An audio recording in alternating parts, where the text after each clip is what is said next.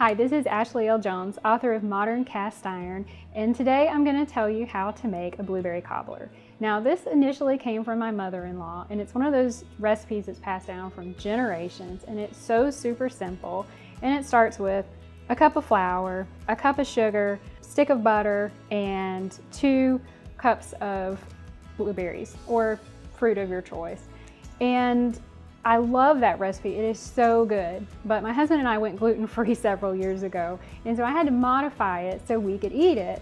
And now my little son Gordon is dairy-free, so I've had to learn how to make this vegan as well. So I'm going to show you how to make this old recipe, a little modernized, gluten-free, vegan, and also free of processed sugar. So let me show you what that looks like.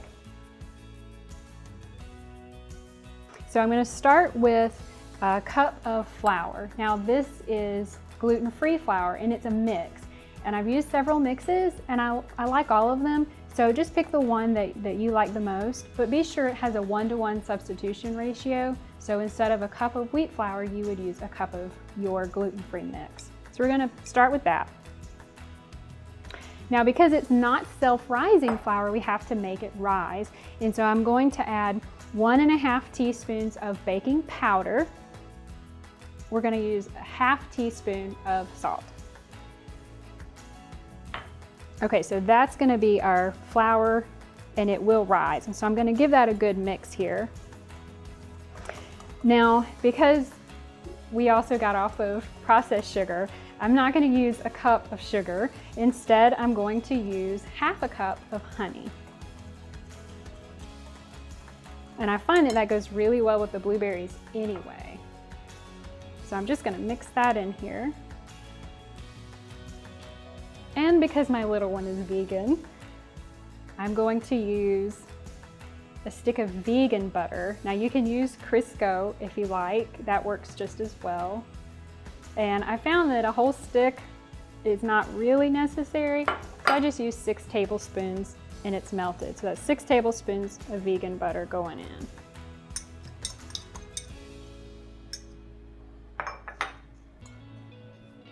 We're gonna get that going. Now remember that initial recipe is a cup of milk, which we cannot have now. And so I'm substituting with almond milk. And again, I find that a whole cup is not necessary, but that depends on your taste. If you are looking for a cobbler that's a little bit more gooey, then you can use more milk. If you're looking for something that's a little flakier, more like a cake, then you can use less. And so I found that about a 1/4 cup of almond milk is really good. And so that's what we're going to add next. And really 1/4 to 1/2 cup. Let's see how it looks here. And I just use a simple fork to stir this in. You don't need a fancy blender for this at all. It's just super simple. Now I have my cast iron pan here and it's actually on the stove top. I just seasoned it and it's ready to go. And it's still a little warm. And I like that because it's going to help me get a nice crust on it. So it's preheated. I think that's pretty good, but I'm just going to add just a little bit more here. Almond milk doesn't have a lot of fat, so it's kind of tricky when you're baking with it, but it does work really well in this. And I'm just looking for a good consistency. You can see it really coming together, but we don't want it too soupy.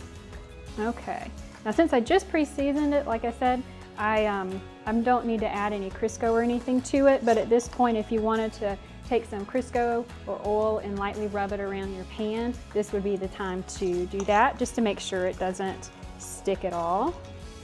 So I'm gonna pour it in my pan, and I'm using a 9-inch cast iron skillet, and it seems to work really well for this. If you have a larger skillet, that's perfectly fine. If it's really large, like 12 inches, you may want to double your recipe. Otherwise, it's going to get really thin. Okay, so now we have our batter in the skillet ready to go, and we're going to add the blueberries. Now these are actually frozen blueberries. We have blueberry bushes in our yard, and my mother-in-law has blueberry bushes, so we are stocked all year long. And so blueberry cobbler is our go-to breakfast and dessert when we need something like that. So, so use what you have on hand for sure. If you prefer peach or something like that, you can use that. And canned peaches work really well too. But we're going to use these, and I'm going to use as much as I can. Now, notice I'm adding them on top. I'm not mixing them into the batter. The way this cobbler works is that the bread rises up through the blueberries, and so it all kind of mixes together naturally.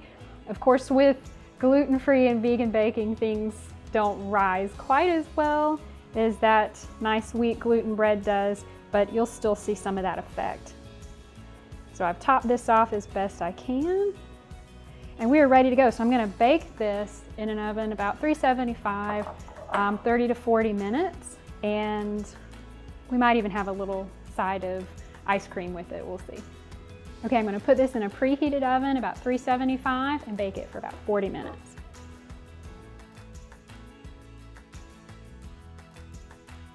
Okay, so we have our blueberry cobbler, gluten-free, vegan, free of processed sugar, you name it, but it is absolutely delicious. So I hope you enjoy this recipe.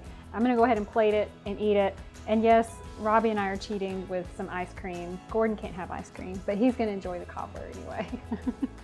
Bye.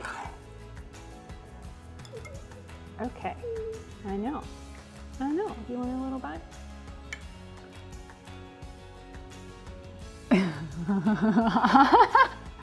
You're just in the cobbler.